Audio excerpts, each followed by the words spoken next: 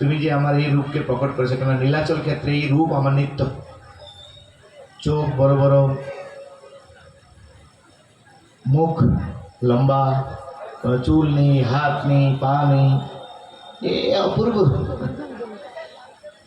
কৃষ্ণের রূপের কথা চিন্তা করে দেখুন আপনি, কৃষ্ণের মাথার চুল কত সুন্দর, তার আঁখি কত সুন্দর, তার ঠোঁট কত সুন্দর, তার মুখ কত সুন্দর, হাতে বাংশি ধরলে তার আরো কত মানে মধুর লাগে। ত্রিভঙ্গ মুরারি শ্যাম সুন্দর মদন মোহন, স্বাভাবিক তার প্রতি আকৃষ্ট হবে। কিন্তু জগন্নাথের রূপ কি? চোখ আছে তাও পলক নেই, তাই না? চোখ আছে ভ্রু নেই, তাই না? হাত তৈরি হয়েছে কিন্তু হাতের আঙুল নেই। কিন্তু এত সত্ত্বেও সারা জগতের লোক তার প্রতি আকৃষ্ট আছে। কি আছে এর মধ্যে? কেননা জগন্নাথের এই মুখের মধ্যে রয়েছে করুণা। সাধারণত জ্যোতিষশাস্ত্র অনুসারে যে মানুষের চোখের দুই সাইড, চোখের এই সাইড আর এই সাইড, আর নিচে একটু লাল আভা থাকে, তা তাদের হৃদয়টা দয়াতে ভর্তি, করুণাতে ভর্তি। এটা দেখা যায় জ্যোতিষশাস্ত্রের গণনা অনুসারে। যে মানুষ জন্মগ্রহণ করে তাদের চোখ দেখে, পা দেখে, হাত দেখে বোঝা যায় তার ভবিষ্যৎ। তো যার চোখের এই দুই সাইড মানুষের মধ্যে লাল আভা থাকবে, তার মানে তার হৃদয়ে করুণা রয়েছে, দয়া রয়েছে। জগন্নাথকে দেখুন, চোখের চারিদিকে কি আছে? শুধু লাল আর লাল। আর কিরকম লাল? আভা নয়, একদম ঘন লাল। তার মানে কি? তার হৃদয় করুণাতে পরিপূর্ণ, করুণাতে পরিপূর্ণ। সেই জন্য এই কলিযুগের মানুষের অবস্থা বিবেচনা করে জগন্নাথ খুব সিম্পল প্রসেস দিয়েছেন। কিরকম? দেখুন, জন্মাষ্টমী পালন করে রাত 12টা পর্যন্ত আপনার উপবাস থাকতে হবে, যারা জন্মাষ্টমী পালন করেন। মহাপ্রভুর জন্মতিথি যদি পালন করেন, কর্পূর্ণিমার চন্দ্রোদয় পর্যন্ত আপনাকে উপবাস থাকতে হবে, যতক্ষণ চন্দ্র না উদয় হচ্ছে। চন্দ্র কখন উদয় হয়? রাত্রিবেলা। রামচন্দ্রের উপবাস রাত পর্যন্ত, নরসিংহদেবের উপবাস সন্ধ্যা পর্যন্ত। রাধারানী একটু কৃপালু, সেজন্য রাধারানীর জন্মতিথি 12টা পর্যন্ত উপবাস, দুপুর 12টা। কিন্তু জগন্নাথের জন্মতিথি কোনো উপবাস আছে? কোনো উপবাস নেই। খাও আর অভিষেক করো, নো প্রবলেম। খেয়ে দিয়ে গিয়ে অভিষেক করো, কোনো প্রবলেম নেই। জগন্নাথ বলছেন, কেন এই কলিযুগে মানুষ এই ভগবত কথা শুনতে গেলে ঘুমাবে। দেখেন, হরিকথা শুনতে গেলে বেশি লোক ঘুমায়। আর জপমালাটা যখন আমরা জপ করতে নিই তখন কত নিদ্রা চলে আসে আমাদের। কিন্তু যখন মহাপ্রসাদ থাকবে, এই এখানে মহাপ্রসাদ মানে তৈরি হচ্ছে আর বিক্রি হচ্ছে, ঘুমা যাবে ওখানে দেখলে। সেই জন্য জগন্নাথ, পুরীতে জগন্নাথ তার মহাপ্রসাদ দিয়েছেন আনন্দ বাজার। নাম দিয়েছেন কি? আনন্দ বাজার। যা প্রসাদ খাও, আর প্রসাদ খেলে আর ঘুম আসবে না। আর জগন্নাথের প্রসাদ অন্ন ত্রিজগৎকে করে ধন্য, ত্রিজগৎকে ধন্য ধন্য। পৃথিবীর সর্ববৃহৎ ভোজনালয় হচ্ছে জগন্নাথের আনন্দ বাজার। যা কত প্রসাদ খাবে খাও। তো জগন্নাথ এই প্রসাদ দিয়েছেন, সেই জন্য বলা হয় আমাদের অনেকগুলি ভগবান আছেন। তো যেরকম চৈতন্য মহাপ্রভু আছেন নাচনেওয়ালা ভগবান, নৃত্য করেন। চৈতন্য মহাপ্রভুর ভঙ্গি হচ্ছে নৃত্য, ড্যান্সিং, তাই না? আর জগন্নাথ খানেওয়ালা ভগবান। জগন্নাথ খেতে ভালোবাসেন, সেই জন্য পুরীতে আপনার গেলে দেখবেন, পুরীতে জগন্নাথকে সারাদিন ভোগ লাগায়। কেন না, শ্রী জগন্নাথ যখন আবির্ভূত হয়েছেন তখন ইন্দ্রদ্যুম্ন মহারাজকে বলছেন, আমি তোমার প্রতি অতি প্রসন্ন, তুমি বর মাগো আমার কাছে। ইন্দ্রদ্যুম্ন মহারাজ বলছেন, প্রভু তুমি যদি বর দিতে চাও তাহলে আমাকে কয়েকটা বর দিতে হবে। বলো কি বর?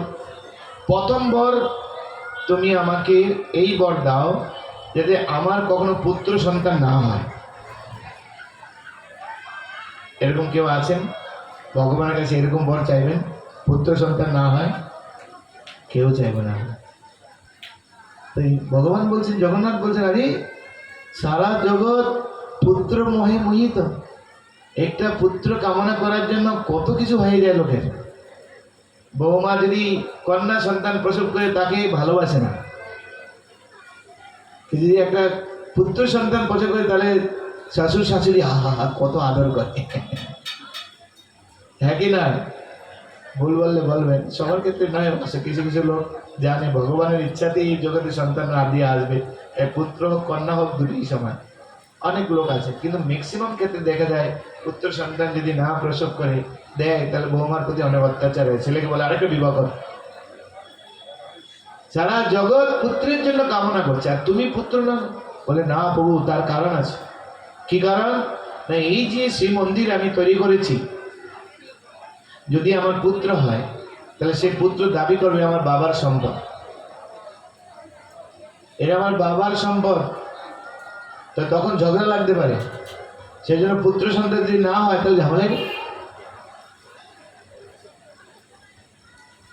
শিল প্রভুপাদকে আমরা দেখি, শিল প্রভুপাদ যখন তিনি শেষ পর্যায়ে তিনি এই জগৎ থেকে অপ্রকট হয়ে যাবেন, তখন তার শরীর কিছু ভক্ত প্রভুপাদকে জিজ্ঞাসা করেছেন, স্বামী প্রভুপাদ, আপনার এত বৈভব, আপনার তো পুত্র সন্তান আছে, তো আপনি এই যে সমস্ত বৈভব আপনার মৃত্যুর আগে কার নামে লিখে দিবেন?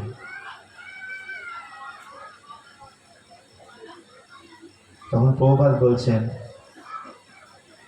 আমার সব কিছুর মালিক হচ্ছে আমার সোসাইটি ইসকন, আন্তর্জাতিক কৃষ্ণ ভাবান্বিত সংঘ।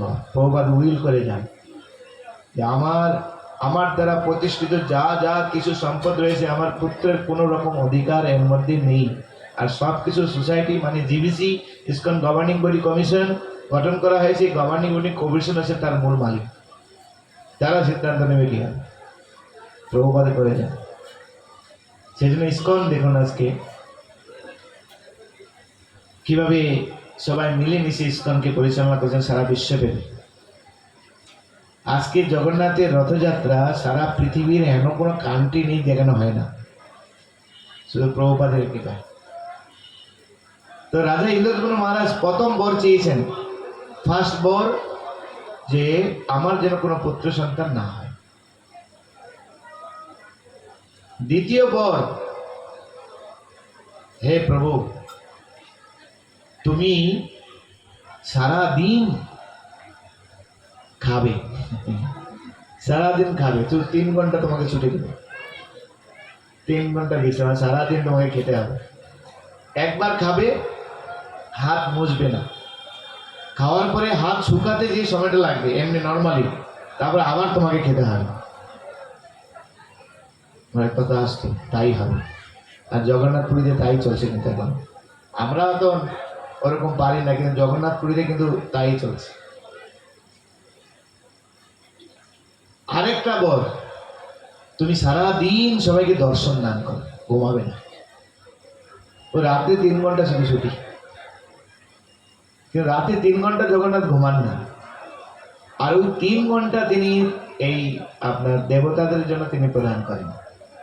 সেই জন্য জগন্নাথ যে ঘুমান না তার প্রমাণ আছে, তার পলক নেই। দেখুন আপনি, পলক আছে?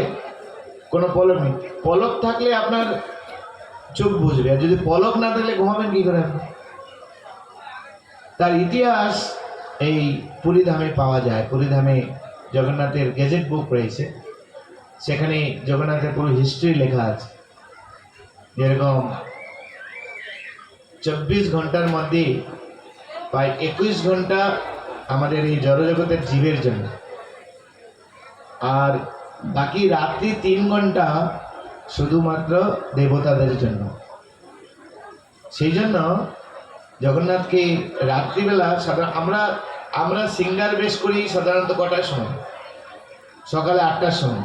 আর জগন্নাথের বড় সিঙ্গার বেশ হয় রাত্রি 12টার পরে। সুন্দর ড্রেসে সাজানো হয় রাত্রি 12টার পরে।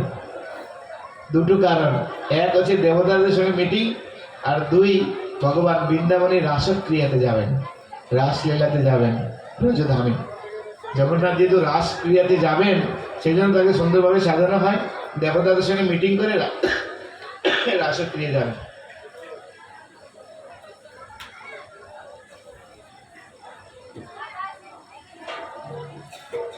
তো সেই জন্য 24 ঘন্টা জগন্নাথ শুধু জীবকে দর্শন দেন। এই যে 3 ঘন্টা, তার প্রমাণ পাওয়া যায়। পুরীধামে যাবেন আপনি, পুরীধামে স্বর্গদ্বার আছে। স্বর্গদ্বার চেনেন? স্বর্গদ্বার, ওই স্বর্গদ্বারটার নাম হলো কেন? একবার দেবরাজ ইন্দ্র ভগবানের সঙ্গে মিটিং করে আনন্দবাজারে ঢুকেছেন। আনন্দবাজারে ঢুকে বলছেন প্রসাদ, একটা দোকান থেকে প্রসাদ খেয়েছেন, অনেক প্রসাদ খেয়েছেন। এবার প্রসাদ খেয়ে চলে যাচ্ছেন, দোকানদার বলছে টাকা দাও। টাকা? আমাদের কাছে টাকা থাকে না, কোনো টাকা দেয় না। বুঝলি আরে টাকা দেবে না মানে তুমি প্রসাদ খেয়েছো। ইন্দ্র হাঁটা শুরু করেছেন। দেবতাদের মাটি কখনো স্পর্শ হয় না। দেবরাজ ইন্দ্র স্বর্গের দেবতা, তিনি ছদ্মবেশে এসছেন এখানে। ইন্দ্র হাঁটছেন আর তার পিছনে পিছনে ওই যে দোকানদার তার পিছনে দৌড়াচ্ছেন, আরে আমার টাকা দাও, আমরা টাকা দাও। এরকম করতে করতে করতে করতে এখন যে বর্তমান যে স্বর্গদ্বার ওই পর্যন্ত এসছেন। তুমি জানো আমি কে? বুঝতে পারছি তুমি মানুষ নও, কেন মানুষ হলে মাটি স্পর্শ হয়, কিন্তু তুমি উপর দিয়ে হাঁটছো, তার মানে তুমি দেবতা হবে না ওষুধ হবে, কিছু একটা হবে। বলে আমি হচ্ছি দেবরাজ ইন্দ্র। দেবরাজ ইন্দ্রকে তোমার আপনার রূপ দেখান। রূপ দেখিয়েছেন, যে রূপ দেখিয়েছেন সঙ্গে সঙ্গে তাকে স্তুতি করেছেন, প্রণাম করেছেন। বলে আমি তোমার কাছ থেকে প্রসাদ খেয়েছি, কিন্তু আমাদের কাছে তো টাকা থাকে না, বর দিতে পারি তোমাকে। আমি কি বর চাও বলো? যদি বর দিতে আমাকে এই বর দেন যে আমি যখন চাইবো তখন বৃষ্টি যেন হয়, যখন চাইবো তখন যেন বৃষ্টি হয়। বলে তথাস্তু, তোমাকে আমি আশীর্বাদ দিলাম, তুমি যখন চাইবে তখন বৃষ্টি হয়। সেই বলে দেবরাজ ইন্দ্র চলে গিয়েছেন। আর ওই যে মানে দোকানদার যেখান দিয়ে দেবরাজ ইন্দ্র চলে গিয়েছেন সেই জায়গাটা লাঠি পুঁতে দিয়েছে, ওই জায়গায় লাঠি পুঁতে দিয়েছে যে এখান থেকে স্বর্গ যাওয়া যায়। আর দেবরাজ ইন্দ্র কোথা থেকে স্বর্গে গিয়েছিল? ওখান থেকে। তো সেই জন্য ওর নাম দেওয়া হয়েছে স্বর্গের দ্বার। পরবর্তীতে তিনি বলছেন আমি দেবরাজ ইন্দ্রকে দেখেছি, আমি দেবরাজ ইন্দ্রকে দেখেছি, আমি দেবরাজ ইন্দ্রকে দেখেছি। সবাই বলছে এটা পাগল হয়ে গেছে, দেবরাজ ইন্দ্রকে দেখেছি। বলে তুমি দেবরাজ ইন্দ্রকে দেখেছো, তার প্রমাণ কি? মানে দেবরাজ ইন্দ্র আমাকে বর দিয়েছেন, আমাকে বর দিয়েছেন আমি যখন চাইবো তখন বৃষ্টি হবে। ঠিক আছে, তাহলে তুমি এখানে এই যে আমাদের আনন্দবাজারে এখন বৃষ্টি করাও দেখি। তো প্রণাম করে ইন্দ্রদেবকে একটা মন্ত্র বলেছেন, যেই মন্ত্র বলেছেন সঙ্গে সঙ্গে বৃষ্টি শুরু হয়ে গেছে। তখন লোক বুঝলেন যে হ্যাঁ দেবরাজ ইন্দ্রকে দেখেছেন। বলছে দেবরাজ ইন্দ্র এই পর্যন্ত গিয়েছে, তার মানে এইটা হচ্ছে স্বর্গের দ্বার, এখান থেকে স্বর্গে যাওয়া যায়। তো সেই দিন থেকে ওই নাম জায়গাটার নাম হয়েছে স্বর্গ দ্বার। তো এইভাবে রাত্রিবেলা দেবতারা সবাই আসেন, বিভীষণ আসেন অসুরকুল থেকে ভগবানের সঙ্গে সাক্ষাৎ করার জন্য। সমস্ত দেবদেবীরা আসেন ভগবানের সঙ্গে মিটিং করার জন্য রাত্রিবেলা। এবার সব দেবতারা চলে এসছেন প্রতিদিন। এবার যমরাজ আসতে একটু লেট হয়েছে। আর যমরাজের দায়িত্বটা কলিযুগে সবচেয়ে বেশি, কারণ যেই হারে মানুষ পাপ কর্ম করছে তার বিচার করতে করতে যমরাজের প্রায় লেট হয়ে যায়। যমরাজের কোনো ছুটি নেই, কখনো ছুটি নেই। একবার কোনো ফাঁক পেয়ে ছুটি পেয়েছিলেন, সেই জন্য মথুরাতে গিয়েছিলেন যমুনার সঙ্গে দেখা করার জন্য। সেটাকে বলা হয় ভাতৃদ্বিতীয়া। লোকে ভাতৃদ্বিতীয় সম্বন্ধে জানে না, কিন্তু পুরাণে সব বর্ণনা করা রয়েছে। ভাতৃদ্বিতীয়া হচ্ছে যমরাজ, যমুনা, তার বোন সূর্যদেবের 2 পুত্র কন্যা, এক হচ্ছে যমুনা আর হচ্ছে যমরাজ, 2 ভাই বোনের মিলন, সেটাকে বলা হয় ভাতৃদ্বিতীয়া। কেন লোকেরা ভাতৃদ্বিতীয়া আলাদাভাবে দেখে, তাই পুরাণে সব একটু বর্ণনা করা রয়েছে। তো যমরাজ প্রায় 3 ঘন্টা সমাপ্তি হতে চলো, আর মাত্র 5 মিনিট বাকি আছে। তার সেবকরা বলছেন প্রভু টাইম শেষ, আর মাত্র 5 মিনিট বাকি, এখনই মন্দির বন্ধ হয়ে যাবে, একদিন বেকার হয়ে গেল, একদিন ভগবানকে দর্শন করতে পারবো না। সাধারণত নিয়ম হচ্ছে প্রতিটা বদ্ধজীব তাদের কর্তব্য প্রতিদিন বিষ্ণু যে বিগ্রহ রয়েছে সেই মন্দিরে এসে তাকে দর্শন করা। সে না রাম হতে পারে, নরসিংহ হতে পারে, কৃষ্ণ হতে পারেন, জগন্নাথ হতে পারেন, প্রতিদিন দর্শন করা উচিত। কেননা ভগবান কৃপা করে তিনি এই স্বরূপে আবির্ভূত হয়েছেন যাতে জীব তাকে দর্শন করে তার সঙ্গে একটা সম্বন্ধ স্থাপন করতে পারে। জীব যতক্ষণ না পর্যন্ত ভগবানের সঙ্গে সম্বন্ধ স্থাপন করতে পারে ততক্ষণ এই মায়ার সংসার থেকে উদ্ধার হওয়ার কোনো রাস্তা নেই। কেননা জীবের স্বরূপ হয় কৃষ্ণের নিত্য দাস, আর দাসের কাজ হচ্ছে প্রভুর সঙ্গে মিলন। আত্মার কাজ হচ্ছে পরমাত্মার সঙ্গে মিলন। তাই প্রত্যেক দিন গিয়ে প্রভুর কাছে দর্শন করা উচিত। ভক্তি সিদ্ধান্ত সরকার সেটাকে একটু লেস করেছেন, প্রতিদিন না গেলে কমপক্ষে সপ্তাহে একদিন যাওয়া উচিত। সপ্তাহে যদি না হয় তাহলে 15 দিনে একদিন যাওয়া উচিত। 15 দিনে একদিন না হলে মাসে একদিন কমপক্ষে ভগবানের সেই মন্দিরে গিয়ে তার প্রণাম নিবেদন করে নিজেদের আরতির কথা ভগবানকে জানানো উচিত। সেই উদ্দেশ্যে দেবতারা প্রতিদিন ভগবানের কাছে যান। এবার যমরাজ আছে লেট হয়ে গেছে, যমরাজ আছে লেট হয়ে যেই স্বর্গদ্বারে সিংহদ্বারে এসে প্রবেশ করেছেন, সিংহদ্বারে প্রবেশ করে এসে দাঁড়িয়ে গেছেন। আর অন্যান্য দেবতারা যাচ্ছেন বেরিয়ে, তো বলছেন যমরাজ আপনার এত লেট, আর অল্প সময় আছে, তাড়াতাড়ি যান, প্রভু এখনই বন্ধ হয়ে যাবে। যমরাজ তাকিয়ে আছে একটা পাখির উপর, চড়াই পাখি। আর চড়াই পাখি দেখছে যমরাজ তার দিকে তাকিয়ে আছে। অনেকক্ষণ তাকিয়েছিলেন যমরাজ, তাই মাথা নিচু করে সেখান থেকে তিনি ভিতরে চলে গেলেন। এভাবে পাখিটা তখন তো ভয় পেয়ে গেছে। যমের দৃষ্টি যার প্রতি পড়ে তার মানে কি মৃত্যু নিশ্চিত। এবার পাখিটা ওখানে গরুদেব আছেন, যে সিংহদ্বারে ঢুকতেই প্রথমে গরুদেব থাকেন, গরুর স্তম্ভ রয়েছে। তো সেখানে গরুদেব কাছে গিয়ে পাখিটা বলছেন, হে পক্ষীরাজ গরুদেব, যমরাজ আমার দিকে তাকিয়েছেন, যমরাজ আমার দিকে তাকিয়েছেন মানে আমার মৃত্যু নিশ্চিত, আপনি আমাকে একটু উপায় করেন। তো তার আকুতি মিনতি দেখে পক্ষীরাজ গরুল তাকে আশ্বাসন দিয়েছেন, তোমাকে আমি সহায়তা করব। এদিকে যমরাজ যখন ভিতরে গিয়েছেন, ভগবানকে প্রণাম করাটা ওরা সব ভুলে গিয়েছেন। গিয়ে ভগবানকে বলছেন, প্রভু আপনার এই দরবারে অন্যায় অবিচার এইটা আমি মেনে নিতে পারছি না। বলে অন্যায় অবিচার সেটা কি করে হয়? ভগবানের দরবারে কি কখনো অন্যায় হয় নাকি? ভগবান যা করেন সব কিসের জন্য? মঙ্গলের জন্য। তাই ভগবান কি করে অমঙ্গল হতে পারে? মঙ্গল ভবত অমঙ্গল হারি। যার নাম শ্রবণ করার মাধ্যমে সমস্ত অমঙ্গল দূর হয়ে যায়, তার দরবারে কি করে অমঙ্গল হতে পারে? কি করে খারাপ বিষয় হতে পারে? তাহলে প্রভু কি করে সম্ভব? বলে কি সম্ভব? প্রভু আমার বিশ্বাস হচ্ছে না। বলে কি বিশ্বাস হচ্ছে না? বলে প্রভু আমি যখন আজকে খাতা ক্লোজ করে আসি, তা আজকে 4:04 4:05 এই যে চড়াই পাখি আছে তার মৃত্যু হবে। কিন্তু সেই চড়াই পাখি আছে আপনার গেটের মধ্যে,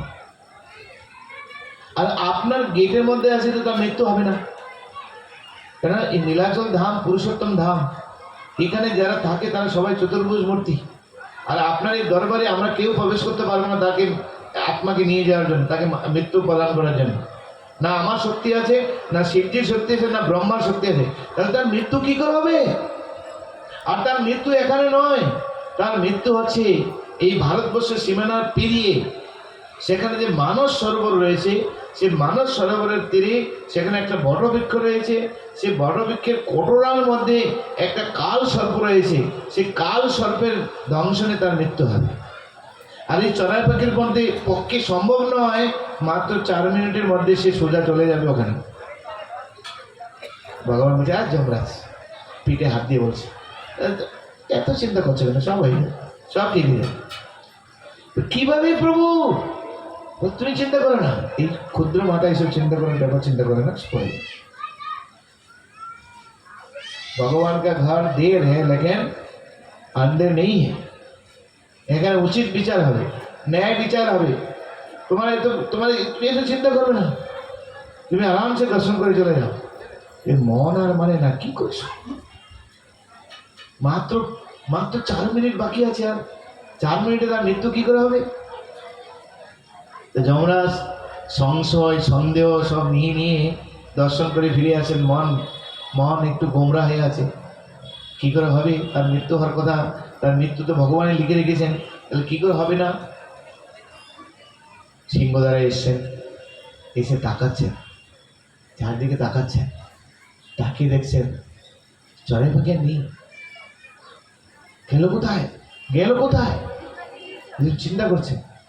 এদিকে গরুদেব একটু হাঁপাচ্ছেন, তো বলছেন, গুরুদেব আপনি এরকম হাঁপাচ্ছেন কেন? আর সারা শরীর আপনার ঘামে ভর্তি। না এই সমুদ্রের হাওয়া, নোনা হাওয়া, সেজন্য গরম হাওয়া, সেজন্য একটু ঘামাচ্ছে। বলে না, বলে তার আগে বলুন আপনি কি খুঁজছেন? বলে গুরুদেব কি আর বলবো, আমি যখন ভগবানকে দর্শন করার জন্য এই গেটে ঢুকেছি সিংহদ্বারে, তখন এখানে দেখছি যে চড়াই পাখি বসে আছে এখানে। কিন্তু আজকে যখন খাতা ক্লোজ করে আসি, কাল লাস্টে বিচার হবে, এই চড়াই পাখির মৃত্যু সেখানে লেখা আছে। কিন্তু এখানে কারো সামর্থ্য নেই তার পানকে হরণ করতে পারে, কেন প্রভুর দরবার, প্রভুর আশ্রয়ে রয়েছে। এখানে কারো সামর্থ্য না, আমার ক্ষমতা রয়েছে না, শিবজি না ব্রহ্মা না কারো 33 কোটি দেবতার কারো সাধ্য নেই, মরবে কি করে? তারপর তারপর তারপর মনের দুঃখ আমি প্রভুর কাছে গিয়েছি, প্রভুকে গিয়ে বলছি এই ব্যাপার। প্রভু আমার গায়ে হাত বুলিয়ে আদর করে বলছেন, যমরাজ তুমি চিন্তা করো, সব হয়ে সব ঠিক হয়ে যাবে। কিন্তু কি করে? তোমার চিন্তা করতে হবে, সব ঠিক হয়ে যাবে। আমার দরবারে কখনো অন্যায় বিচার হয়নি, যা হওয়ার তাই হয়। কিন্তু এখানে এসে দেখি সেই পাখি নেই। তারপর মানে এই পাখির মৃত্যু হওয়া আজকে লেখনীতে আছে। ভারতবর্ষের সীমানা পেরিয়ে মানস সরোবর, সেই মানব সরোবরের তীরে একটা বটবৃক্ষ রয়েছে, তার কোটরার মধ্যে একটা কাল সর্প রয়েছে। সেই কাল সর্প তাকে দংশন করে তাকে গ্রাস করবে। কিন্তু আমি বিরলটা, সে পাখিটা গেল কোথায়? এবার গরুদেবের একটা হার্ট বিট শুরু হয়ে গেছে। বলে গুরুদেব, যমরাজ বলছে, আমি সেই পাখিটাকে রেখে এসেছি সেখানে, সেই কোটরার মধ্যে। বলে হ্যাঁ, এইবার আমার বিশ্বাস হচ্ছে। প্রভু যে বললেন সব ঠিক হয়ে যাবে, এই জগতে কারো সাধ্য নেই মাত্র 4 মিনিটে মানুষ সরোবরের তীরে গিয়ে সে পাখিটাকে রাখতে পারে। আপনার পক্ষেই সম্ভব, কেননা আপনি ভগবানের বাহন গরুর, তাই আপনার পক্ষে সম্ভব সেই পাখিটা ওখানে রাখা। এখন বুঝতে পারছি ভগবানের দরবার সব ন্যায় বিচার হয়। গুরুদেব হায় হায়, পাখিটা এসে আমার কাছে কি করার জন্য? বাঁচার জন্য। আর আমি তাকে বাঁচানোর জন্য কি করলাম? এমন দূরে রেখে এসেছি যাতে যমরাজ কেউ টের না পায়। আর ওখানে যে তার মৃত্যু বরণ আমিও বুঝতে পারলাম না। প্রভুর লীলা, তার কাছে 24 ঘন্টা আমি থাকি, কিন্তু 24 ঘন্টা উনি যে কি করবেন, হাত নেই পা নেই, এক জায়গায় বসে আছেন, এক জায়গায় বসে বসে সব কন্ট্রোল করছেন,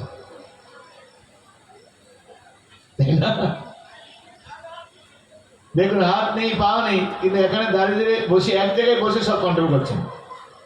সেই জন্যই তার নাম জগন্নাথ। তিনি জগতের নাথ, যারা জগতের মালিক তিনি। এই জগৎকে তার আঙ্গুলে হেনে সবকিছু পরিচালনা করেছেন। কালো পাহাড়ের নাম শুনেছেন? কালো পাহাড়, উদয়নারায়ণপুর ওনার বাড়ি ছিল, ব্রাহ্মণ সন্তান ছিলেন। কিন্তু তখনকার দিনের মোগল সাম্রাজ্য, এক মন্ত্রীর মেয়ের সঙ্গে ভালোবাসা হয়ে যায়। আর মন্ত্রী ছিলেন মুসলিম। এখন মুসলিম সমাজের মেয়ের সঙ্গে যদি ভালোবাসা হয়ে যায়, ব্রাহ্মণ সমাজ তাকে প্রত্যাখ্যান করেন। আর যেহেতু ব্রাহ্মণ সমাজের প্রত্যাখ্যান করেন, তার তিনি পরিবর্তন করার কথা ছিল না। তিনি রিকোয়েস্ট করেছেন যে ভালোবাসার মধ্যে দোষ কোথায়? ওর ধর্ম ও করবে, আমার ধর্ম আমি করবো। কিন্তু তথাকথিত ব্রাহ্মণ সমাজ তাকে মেনে নেয়নি। সেই জন্য তখন তিনি মুসলিম ধর্ম গ্রহণ করেন। মুসলিম ধর্ম গ্রহণ করার পর তার নাম হয় কালো পাহাড়। এই কালো পাহাড় ভারতবর্ষের যত মন্দির ছিল সব মন্দির ভঙ্গ করে। আজ থেকে 700-800 বছর ঘটনা বলছে। কিন্তু বদ্রীনাথে যেতে পারেননি। আর জগন্নাথপুরীতে যখন প্রবেশ করেন, জগন্নাথপুরী ধামে জগন্নাথ মন্দির থেকে বড় বড় কালো ভীমরুল এসে তার সৈন্য সামন্ত সবাইকে আক্রমণ করে ওখানে মেরে ফেলেছে। আর মরতে মরতে কালো পাহাড় বলে যান, এই জগতে দুইজন ভগবান সত্য, এক বদ্রী পাথর আর জগা কাঠ। বদ্রী পাথর আর জগা কাঠ। বদ্রীনাথ তো পাথরের বিগ্রহ, আর জগা কাঠ। জগবন্ধু মানে জগন্নাথ, তিনি তো দারুর বিগ্রহ, তিনি কাঠের বিগ্রহ। তবে এই দুই ভগবান আছেন সত্য, আর বাকি সত্য না, ভগবান নেই সেখানে। সেজন্য আমি ভাঙতে পেরেছি, এটা এই দুই ভগবানের কাছে আমি পৌঁছতে পারিনি। তার মানে এই দুইজন আছেন সত্য।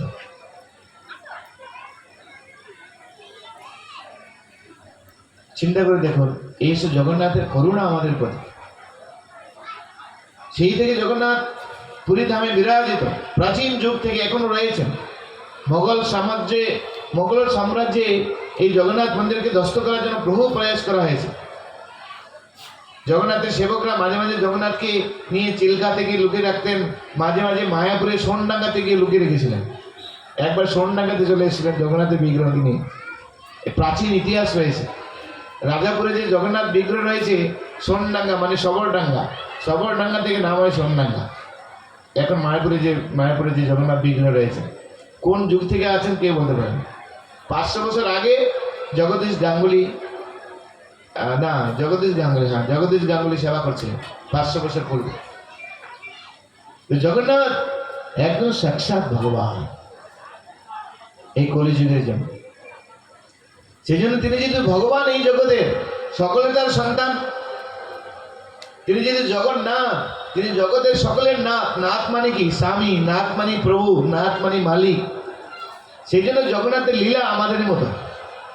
আপনি দেখুন, কখনো শুনেছেন ভগবানের জ্বর হয়? কখনো শুনেছেন ভগবানের শরীর খারাপ হয়? শুনিনি কখনো। ভগবান আবার শরীর খারাপ হবে কি? ভগবান তো চিন্ময়, সচ্চিৎ আনন্দময় পুরুষ, তার আবার শরীর খারাপ হবে কি করে? কিন্তু জগন্নাথের শরীর খারাপ হয়, জ্বর হয় তার। আর সত্যি সত্যি জ্বর হয়। তো জ্বর হলে যেরকম অন্ন ডাল সবজি বন্ধ, জগন্নাথ পুরীতে যেদিন স্নান করবেন তার পরের দিন অন্ন ডাল সবজি সব বন্ধ, পুরা কিচেন বন্ধ। শুধু কিচেন বন্ধ নয়, গেট বন্ধ। আর জগন্নাথের খাওয়া বন্ধ মানে 33 ক্রোড় দেবতা জগন্নাথের মন্দিরে যে রয়েছেন, কি নেই? চণ্ডী থেকে, কালিকা থেকে শুরু করে, কি শীতলা থেকে শুরু করে সব মন্দির, 33 কোটি দেবদেবীর মন্দির জগন্নাথ পুরীর ভিতরে রয়েছে। আর সকলের খাওয়া বন্ধ। তারও খাওয়া বন্ধ মানে সকলের খাওয়া বন্ধ। আর ওই সময় পূজারীদের সব ছুটি। 5000 পূজারী রয়েছে জগন্নাথের, সব ছুটি। ওই সময় শুধু যারা সবর বংশে, যারা বিশ্ববসুর যারা সন্তান, তারা শুধু সেবা করেন ওই সময় 1 মাসের জন্য। জগন্নাথের যে ব্রাহ্মণ পূজারী রয়েছে তারা কেউ ঢোকেন না। তারা কিচেনের কাজ নেই, ভোগ লাগানোর কাজ নেই। আর যে সবররাজ যারা সবর যে সন্তানরা রয়েছেন, তারা ওই জগন্নাথের ওষুধই রান্না করেন। সাগু, বার্লি, তারপরে হালকা খিচুড়ি, যেন জ্বর হলে যেরকম খাবার দেয় সেরকম বস্তু রান্না করে তারা মন্দিরের ভিতরে যায়, গিয়ে জগন্নাথকে একদিকে দেয় আর ওরা একদিকে, সবাই বসে খেয়ে নেয়। ওই ভোগ লোক লাগানো, ওর জগন্নাথ ওদের নিজের বাড়ির লোক। আর ওরা জগন্নাথকে যা খাবার দেয় ওটা তারা খায়। আর খাওয়ার পরে যে পরিষ্কার করবে ওখানে, ওর নিচে ওখানেই ফেলে দেয়, ওখানেই ফেলে দেয়। পরে যখন 15 দিন পরে যখন জগন্নাথের নবযৌবন বেশ হয়, তখন সব পরিষ্কার হয়।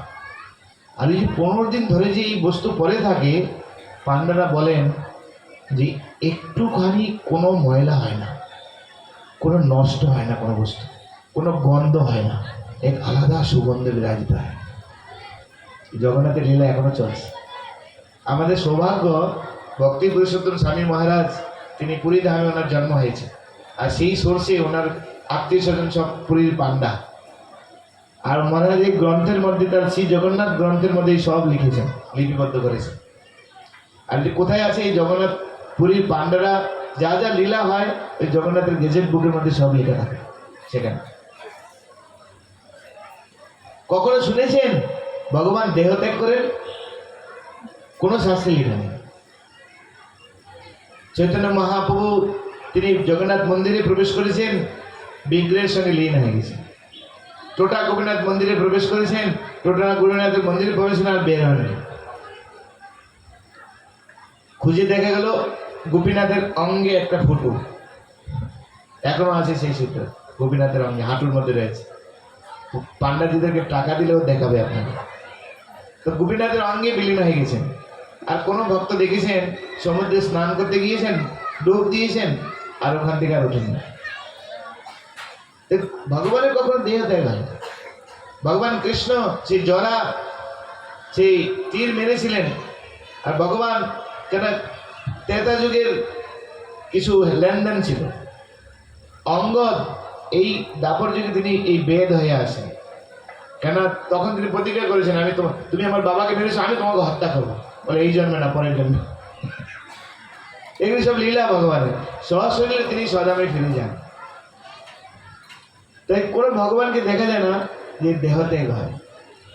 যে প্রাচীন বিগ্রহ তিরুপতি বালাজি, একই বিগ্রহ যুগ যুগ ধরে বর্তমান, কিন্তু জগন্নাথের বিগ্রহ পুরী ধামে 12 বছর পর পর তিনি শরীর চেঞ্জ করেন। তাকে বলা হয় নবকলেবর, নবে কলেবর। কেন তিনি চেঞ্জ করেন? না, আমার সন্তানেরা তো দেহত্যাগ করে না, তা আমি যদি তাদের মধ্যে দেহত্যাগ না করি, তাহলে কি আমাকে ওরা আপন মনে করবে নাকি, নিজের মনে করবে নাকি? সেই জন্য জগন্নাথের জ্বর হয়, জগন্নাথের দেহত্যাগ হয়, সব কিছু জগন্নাথ। এই এক অপূর্ব ভগবান। সেই জন্য দেখুন আপনি জগন্নাথের রথযাত্রা যখন বের হয়, কোথা থেকে যে লোক রথযাত্রায় ছুটে আসে আমরা কেউ বুঝতে পারি না। এই হচ্ছে জগন্নাথের স্পেশালিটি।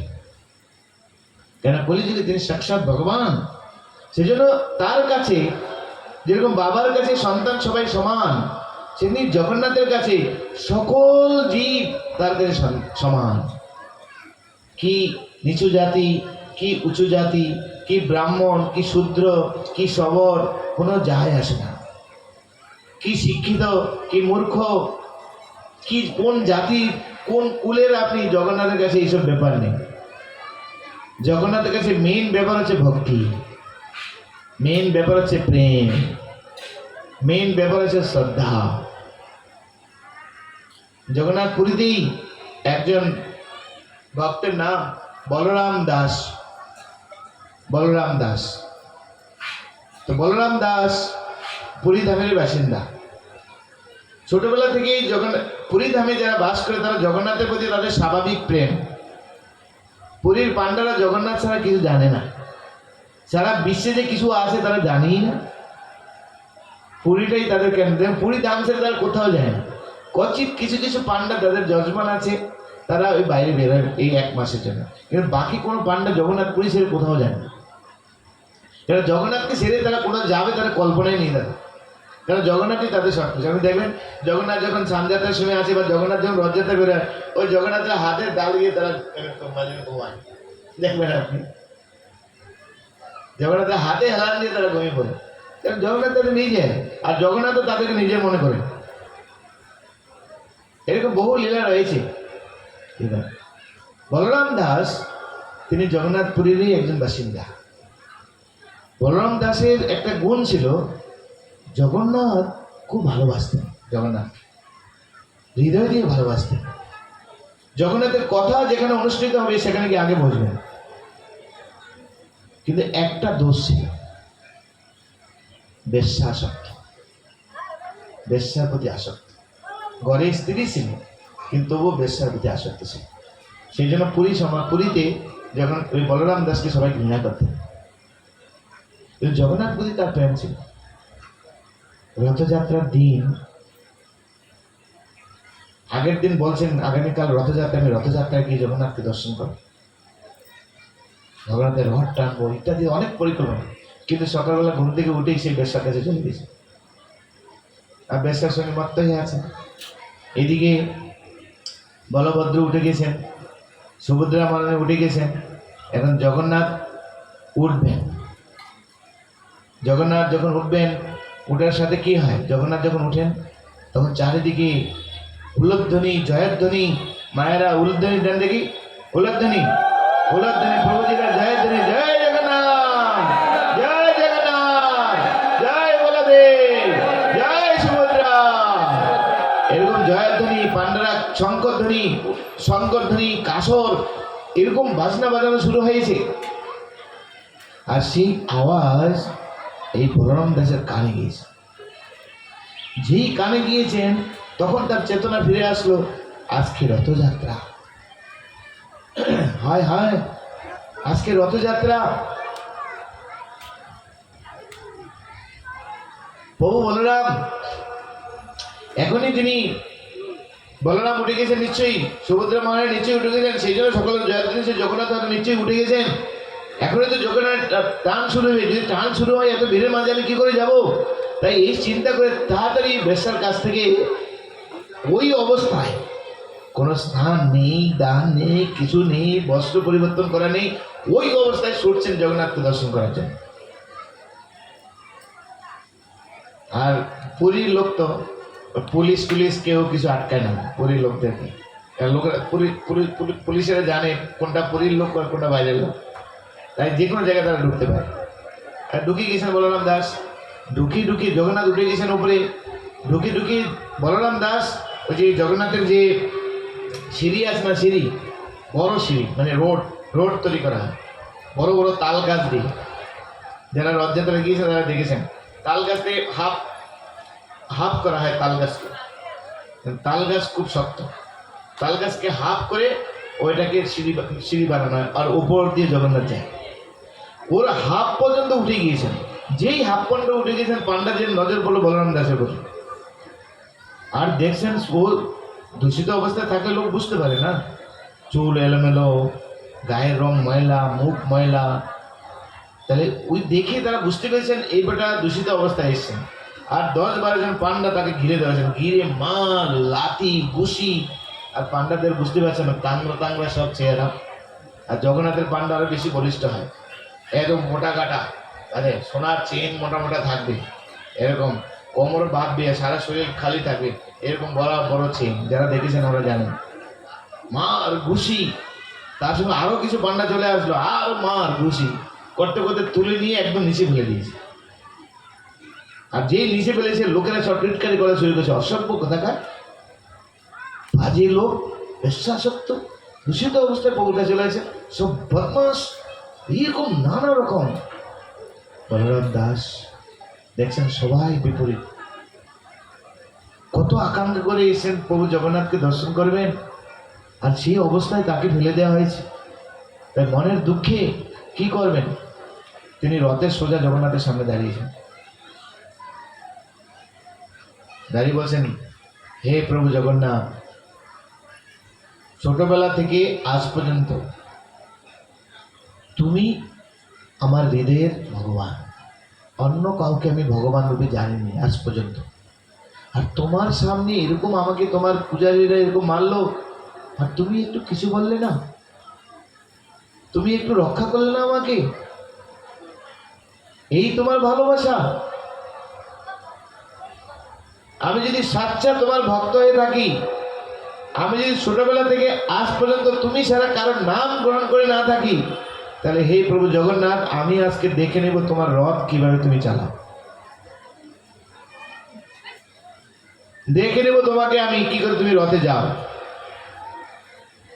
তুমি কিছু বললে না, তোমার এই ভক্তকে এরকম ভাবে অপমান করা হলো, তারপরে তুমি একটু কিছু বললে না। আমি যাচ্ছি কিন্তু তোমাকে দেখে নেবো আমি তুমি কি করে রথ চালাও। একটু যাচ্ছে, আবার ফিরে তাকাচ্ছেন জগন্নাথের দিকে। জগন্নাথ যদি কিছু বলে, স্বাভাবিক না, আপনি যাকে ভালোবাসেন, খুব বিশ্বাস করেন, সেই ব্যক্তির সামনে যদি আপনাকে কেউ অপমান করে, আপনি কি আশা করেন? আমি যাকে বিশ্বাস করি, যাকে ভালোবাসি, সে আমার পক্ষ হয়ে কিছু বলবে, কিন্তু চুপ করে দাঁড়িয়ে আছে। তখন কী ভাবেন? ফিরে তাকায় দেখ কিছু বলে কিনা। ফিরে তাকিয়েছেন, কিছু বলছেন।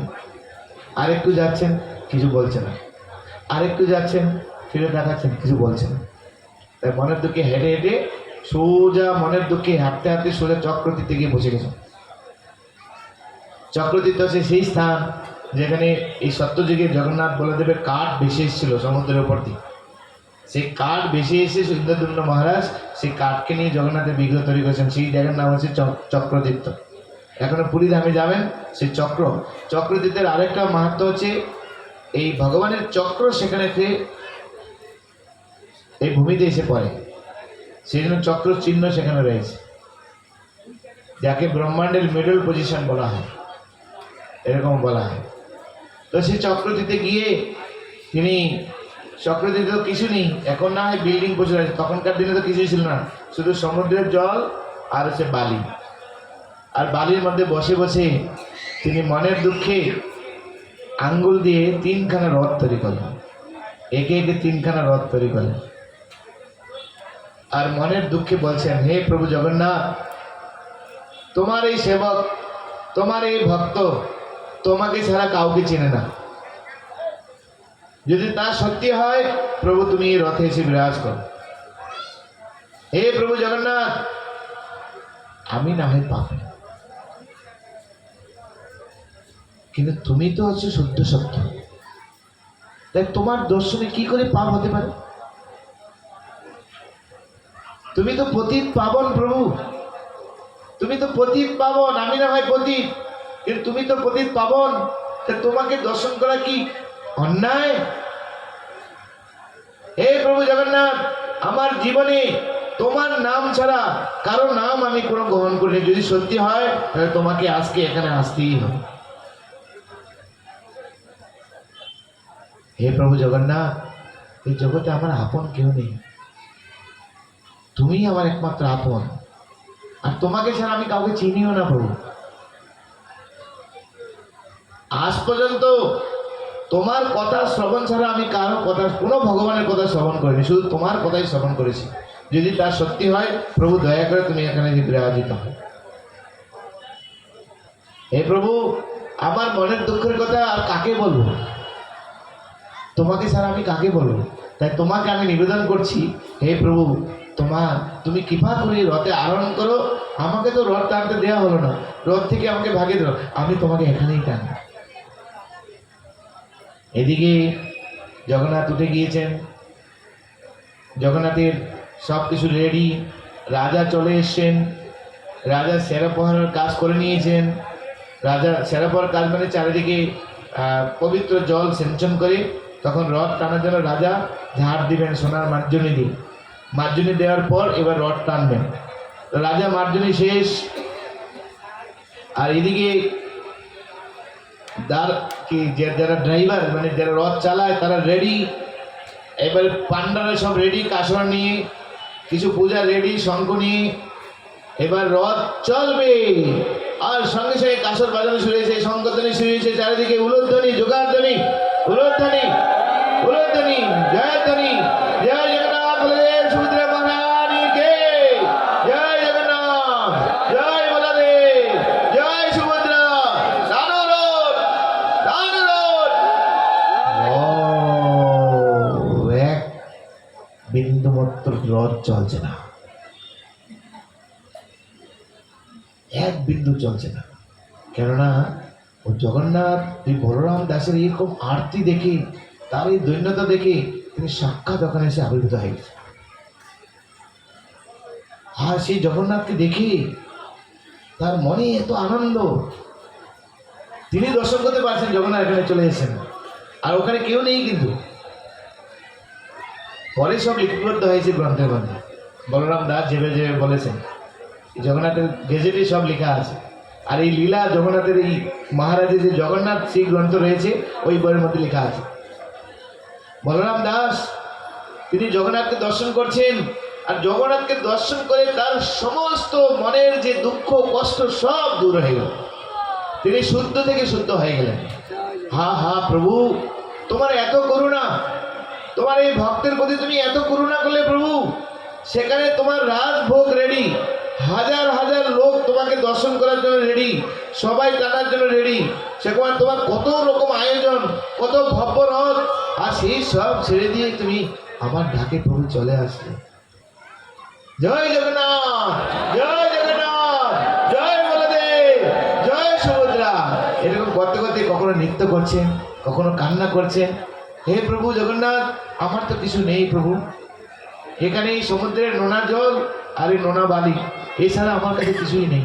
এত সত্ত্বেও তুমি প্রভু আমার কাছে রয়েছো, তাই তুমি তোমার মতো ভাবে আমার এই ডাকে সাড়া দাও, আর আমার যা ভক্তি রয়েছে সেটাই তুমি গ্রহণ করো।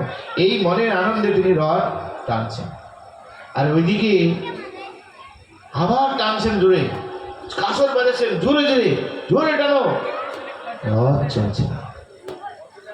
একবার, দুবার, তিনবার, চারবার করতে করতে মধ্যাহ্ন গড়িয়ে গিয়েছে, রথ আর চলছে না। পাবলিক কতক্ষণ আর থাকবে? রাজার কাছে সংবাদ চলে গেল। রাজা বলছেন 3 ডবল দলি লাগাও, আর গ্রামের সমস্ত লোকদেরকে আসতে বলো। মন্ত্রী মিনিস্টার সব গ্রামের লোক নিয়ে আসলেন। রথের চারিদিক দিকে ধাক্কা, 3 যত বড় দড়ি ছিল তার চেয়ে 3 গুণ লাগানো হয়েছে। হাজার হাজার লোক একসঙ্গে জয় জগন্নাথ ধ্বনি করে টানতে শুরু করলেন। এক বিন্দু মাত্র রথ চলছে না। রাজা চিন্তাগ্রস্ত হয়ে গেল, মন্ত্রীকে আদেশ করেন, আমার হাতিশালা থেকে সব হাতিকে নিয়ে আসো। সব হাতি নিয়ে এসছেন। হাতি টান, মানুষ টান, পিছন থেকে হাতি ধাক্কা, রথ চলছে না এক বিন্দু মাত্র। তখন রাজা চিন্তা করলেন, নিঃসন্দেহে কোনো হচ্ছে একটা অপরাধ হয়ে গেছে। সমস্ত পূজারীদেরকে ডাকলেন।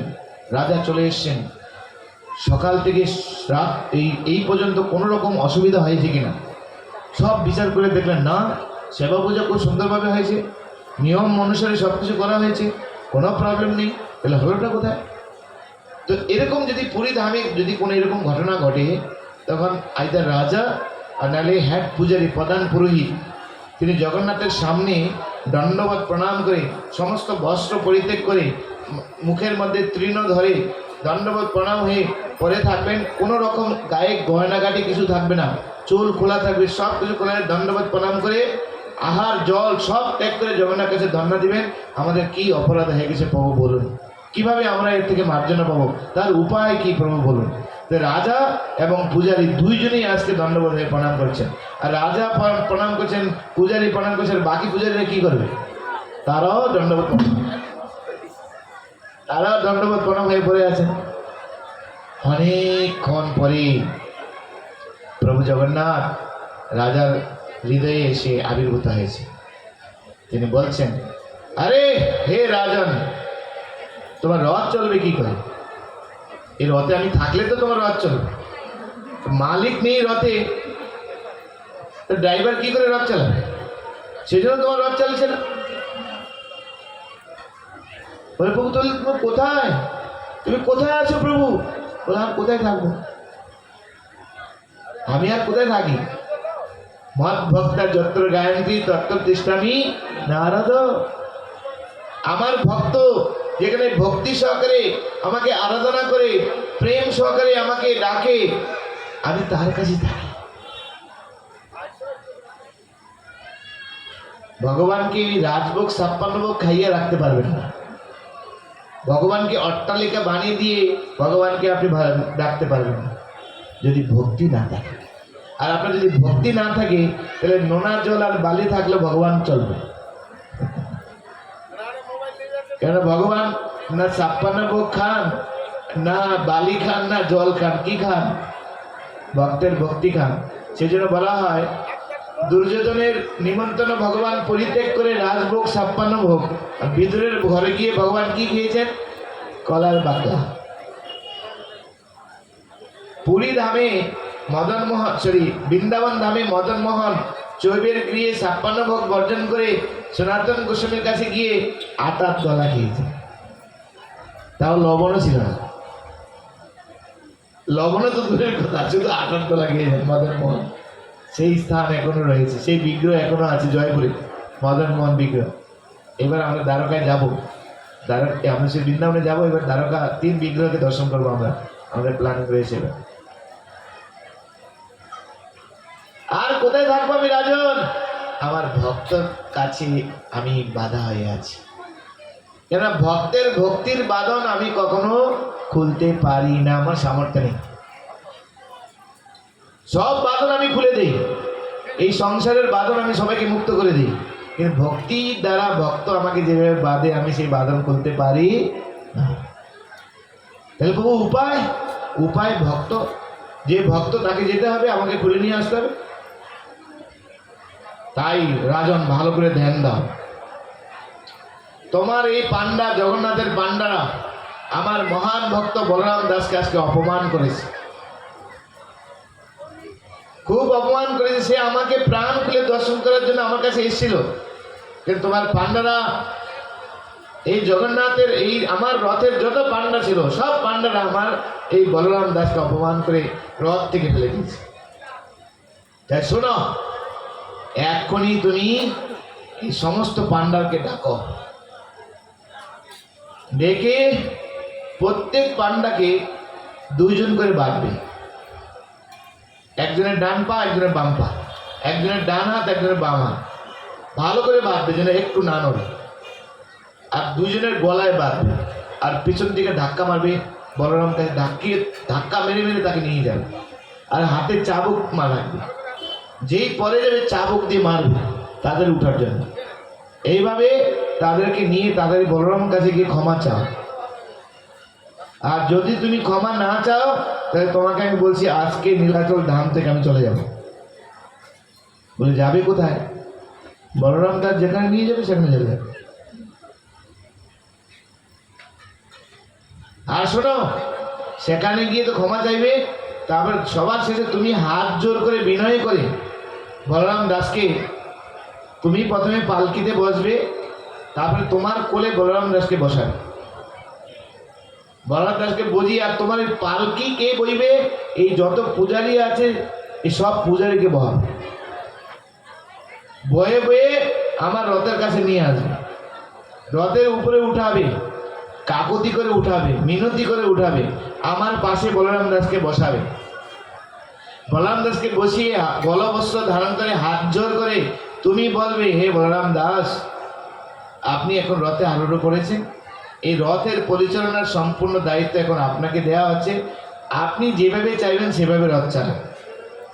আর বলরাম দাস যদি আমাকে আহ্বান করে তখন আমি এই রথের মধ্যে এসে আরোহণ করব, তারপরে তোমার রথ চলবে, নাহলে রথ চলবে না। একটু অন্যথা করলে আমি পালাবো না। রাজা তো থন্নমন্ন করে উঠে, সব পূজারী এখানে আসে, জগন্নাথের রথের যত পূজারী আছে সব আসে। তো পূজারীরা ভাবছে মহারাজ ডাকছেন, মানে মহারাজ যখন ডাকেন কিছু গিফট দেন। তো যখন সব পান্ডারা শুনেছেন যে রাজা ডেকেছেন, তো বলরামের রথের, সুভদ্রের রথের কিছু পান্ডা লোভে বসে দিয়েছে, ওখানে নাম লিখে দিয়েছে, আমরা ছিলাম সেখানে। তো সবাইকে একত্রিত করেছেন, সিকিউরিটি ডেকেছেন, সিকিউরিটি ডেকে দড়ি নিয়ে আসো। দড়ি দিয়ে কী করবে? বলে তোমরা আজকে বলরাম দাসকে অপমান করেছো, বলরাম দাসকে রথ খেতে মানে, বলে মহারাজ ও তো দূষিত, ও বেশ্যাসক্ত, ও বেশ্যা কমন করে, সে অশোষী অবস্থায় সে এখানে এসেন। বলে সে অশোষী অবস্থায় এসেন, আর সেই প্রভু জগন্নাথ সেই অশোষী ব্যক্তির ভালোবাসা, তার ভক্তিতে আকৃষ্ট হয়ে তার দ্বারা বন্ধন হয়ে গেছে। তাই কোনো রকম অন্যতা করবে না, আমি যা বলবো সেভাবে শুনবে। তোমাদের এখন বেদে বলরাম দাসের কাছে নিয়ে ক্ষমা চাওয়ানো হবে। আর 5 মিনিট ঠিক আছে, এবার তাড়াতাড়ি শেষ করতে হবে। হ্যাঁ, তাড়াতাড়ি শেষ করবো। তো বলরাম দাসের কাছে গিয়ে এবার ডাকে ডাকে নিয়ে যাচ্ছেন, নিয়ে সবাই যখন বলরাম দাস, আর ওখানে তো বলরাম দাস জয় জগন্নাথ, জয় বলদেব, জয় সুভদ্রা মহারানী কখনো নাচছেন, জগন্নাথ স্বামী নয়নপথগামী এরকম করে করে ঘোরাঘুরি দিচ্ছেন, খাওয়া নেই, দাওয়া নেই, কোনো রকম ভোগ নেই, কোনো পিপাসা নেই, কোনো কিছু নেই, শুধু জয় জগন্নাথ। আর তার সেই অপূর্ব তার জগন্নাথের প্রতি প্রেম দেখে সমস্ত ভক্তরা এসে তার চরণে লুটিয়ে পড়লেন, হে বলরাম দাস, তোমার চরণে আমাদের অনেক অপরাধ, বলরাম দাসের কোনো জ্ঞান নেই। রাজা এসে তাকে ধাক্কা দিয়ে থামালেন, বলে বলরাম দাস, আহা তুমি কত ভাগ্যবান, আরে প্রভু জগন্নাথ আর বিগ্রহের নেই, তোমার কাছে জগন্নাথ এখানে পড়ে আছেন, তাই রথ আর চলছে না। বলরাম দাস, তুমি আমাদের সমস্ত অপরাধ মার্জনা করে তুমি আসো, তুমি আসো। বলরাম দাসের জ্ঞান ফিরে আসলো, আর বলরাম দাস তো জগন্নাথকে দেখার জন্য অন্য উৎসুক, তাই বলরাম দাসকে রথে চাপালেন, রথে চাপিয়ে রাজার কোলে বসালেন, আর এদিকে ব্রাহ্মণদেরকে নিয়ে বসিয়ে জগন্নাথ সেই রথের সামনে নিয়ে গেলেন। রথের সামনে নিয়ে ওপরে বসালেন, ওপরে বসিয়ে জগন্নাথের পাশে বসালেন। জগন্নাথের পাশে বসিয়ে হাত জোর করে রিকোয়েস্ট করলেন। তার আগে অনেক কিছু আছে, আমি ছেড়ে যাচ্ছি 5 মিনিটের সময়। মাথায় পাগড়ি পরালেন, পাগড়ি পরিয়ে তাকে জগন্নাথের প্রসাদী মালা বস্ত্র দিলেন। আর জগন্নাথের সামনের দিকে জগন্নাথকে দর্শন করে আজকে বলরাম দাস কত আনন্দিত আছে, আনন্দ। সেই মুহূর্তে তখন রাজা তাকে জোড়হাত করে তাকে নিবেদন করে, হে বলরাম দাস, এখন এই রথের তোমাকে দায়িত্ব দেওয়া হলো, আপনি কৃপা করে এই রথকে পরিচালনা করুন। তখন বলরাম দাস তো আমারই আনন্দ, তার যে ইচ্ছা ছিল সেই ইচ্ছা পূর্ণ হয়েছে। বলরাম দাস যদিও বেশ্যাসক্ত ছিল, কিন্তু জগন্নাথের কৃপায়, জগন্নাথের দর্শনে তার সমস্ত অপরাধ সব হয়ে শুদ্ধ সত্যে প্রতিষ্ঠিত হয়ে গেলেন। তখন বললেন, হে প্রভু জগন্নাথ, সারা জনগণ তোমার ভক্তরা সবাই তোমার জন্য প্রস্তুত হয়ে আছেন তোমাকে দর্শন করার জন্য। আপনি কৃপা করে এই রথে আরোহণ করুন, আর রথ টানার জন্য সব ভক্তরা রেডি। আর বলরাম দাস দেখতে পাচ্ছেন জগন্নাথ সাক্ষাৎ এই বিগ্রহের মধ্যে প্রবেশ করছেন। আর যে বিগ্রহের মধ্যে প্রবেশ করলেন, বলরাম দাস বলছেন, এইবার রথ চালা। যখন রথ চালানোর ধ্বনি শুরু হয়ে গেল, সমস্ত লোক, যার যে কটা লোক ছিল, মানে অর্ধেক লোক তো, বেশিরভাগ লোক চলে গিয়েছে, অল্প কিছু লোক ছিল, তারা রথের দড়ি ধরেছেন। আর যেই রথের দড়ি ধরেছেন, রথ চলতে শুরু করেছেন। কিরকম চলতে শুরু করেছেন, যে পাখি যেরকম উড়ে উড়ে যায় সেরকম ভাবে রথ যাচ্ছে। আর এত তাড়াতাড়ি রথ যাচ্ছে, রথের যারা দড়ি ধরেছেন তারা পিছনে পড়ে গিয়েছেন, আর ভয়ে অনেকে পালিয়ে চলে গিয়েছেন। রথ আগে আগে চলছে। কিছুক্ষণের মধ্যে রথ পুরো গুন্ডিচাতে এসে উপনীত হয়ে গেল। দেখুন, হাতি, কত বড় বড় হাতি, কত হাজার হাজার লোক টানতে পারলো না। যে বলরাম দাস বললেন রথ চলতে শুরু হয়ে গেল। আর তখন সমস্ত জনগণ তখন বুঝতে পারলেন জগন্নাথের কি কৃপা। এখন ওখানে বলরাম দাসের স্তুতি আছে। বলরাম দাস একটা স্তুতি বলছে, হে প্রভু জগন্নাথ, তুমি কত করুণাময়, তোমার পক্ষে সম্ভব একটা কীট মানে কীট মানে পোকা, একটা পোকাকেও তুমি মহান তৈরি করতে পারো। আমি তো কীট সদৃশ, কিন্তু আজকে তুমি আমাকে কি করলে, আমাকে নিয়ে কারা আসলো, ব্রাহ্মণেরা পালকিতে করে আসলো। আমি তো ব্রাহ্মণ নই, কিন্তু আমাকে পালকিতে বহন করালে তুমি। আমার মতো কীটকে তুমি ব্রাহ্মণেরও পূজ্য করে তুললে। তাই তোমার পক্ষে কি সম্ভব নয় প্রভু জগন্নাথ, তোমার কৃপা। সেই জন্য এই জগন্নাথের অশেষ করুণা। জগন্নাথের কাছে কোনো ছোট জাতি নেই, নিচু জাতি নেই, কোন ধর্মের লোক জগন্নাথ দেখে না। জগন্নাথের হাজার হাজার কাহিনী রয়েছে। প্রচুর যারা সনাতন ধর্মের লোক ছিলেন না, তারা জগন্নাথের মহান ভক্ত হয়েছেন। শালবেগ তার মধ্যে অন্যতম, শালবেগ তার মধ্যে সদন কসাই অন্যতম। যারা অন্য ধর্মের লোক ছিলেন তারা মহান ভক্ত হয়ে গিয়েছিলেন। তারা এই মোগল আমলের কথা বলছে, মোগল সাম্রাজ্যের আমলের কথা বলছেন। এই জগন্নাথের পুস্তিকার মধ্যে সব লেখা আছে। ভক্ত শালবেগ, ইউটিউবে যাবেন, ভক্ত শালবেগের ভজন, জগবন্ধু হে গোসাই, ওই গানটা শুনবেন, জগবন্ধু হে গোসাই। বৃন্দাবন ধাম থেকে তিনি জগন্নাথকে দর্শন করতে যাবেন। জগন্নাথপুরতে মুসলিম তো, তিনি জগন্নাথের মন্দিরে প্রবেশ করা নিষেধ, তিনি জগন্নাথকে দর্শন করবেন। তাই বৃন্দাবন ধাম থেকে যাচ্ছেন 700 ক্রোশ কি করে যাবেন? তাই জগন্নাথকে ওখান থেকে আটকিয়ে দিয়েছেন, জগন্নাথের রথ যাচ্ছে না। শালবেগ আসলো, জগন্নাথকে দর্শন করলেন, তারপরে রথ চলবে। এই শালবেগের কাহিনী ওই গ্রন্থের মধ্যে আছে। সেই জন্য এই কাহিনী জগন্নাথের অপূর্ব। সেই জন্য জগন্নাথ শুধু প্রেম ভক্তিকেই ভালোবাসেন।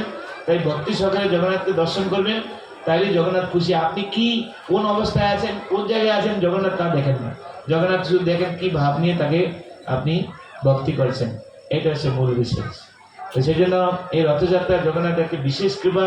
বিশেষ করে গুন্ডিচাতে জগন্নাথ প্রবচন, হ্যাঁ, যেটা আমি বলে শেষ করে দিচ্ছি, 2 মিনিট লাগবে। যে কথা প্রসঙ্গে চলে এসে গুন্ডিচা দেবী আর ইন্দ্রদম্ন মহারাজ বললেন, বর চাইলেন আমার কোনো পুত্র সন্তান হবে না। তখন গুন্ডিচা দেবী মনের দুঃখ, যে পুত্র সন্তান না হয় আমাদেরকে পিণ্ড দেবে, কে আমাদেরকে সংস্কার করবে, কে আমাদেরকে উদ্ধার করবে? তখন জগন্নাথ বলেছেন যে আমি তোমার পুত্র হিসেবে তোমাকে আমি সংস্কার দিব। আর তার সততা রাখার জন্য বছরে একবার তোমার এই মন্দিরে আসবো, তোমার গৃহে আসবো। তোমার এই গৃহে আমাকে যে দর্শন করবে, মন্দিরে দর্শন করার যেই ফল 10 বছর ধরে আমার শ্রী মন্দিরে দর্শন করলে যেই ফল পাবে, তোমার এই মন্দিরে এসে যদি কে একবার আমাকে দর্শন করে সে সমান ফল লাভ করে। আমি কথা দিলাম। সেই জন্য বছরে একবার এই মাতা গুন্ডিচাকে সন্তুষ্টি প্রদান করার জন্য, মাতা গুন্ডিচার আনন্দ বিধান করার জন্য জগন্নাথ তার পুত্র হিসাবে তখন তিনি এই গুন্ডিচাতে আসেন। আরো অনেক কাহিনী রয়েছে গুন্ডিচাতে আসার, মানে সময় নেই, এখানে সমাপ্তি করছি।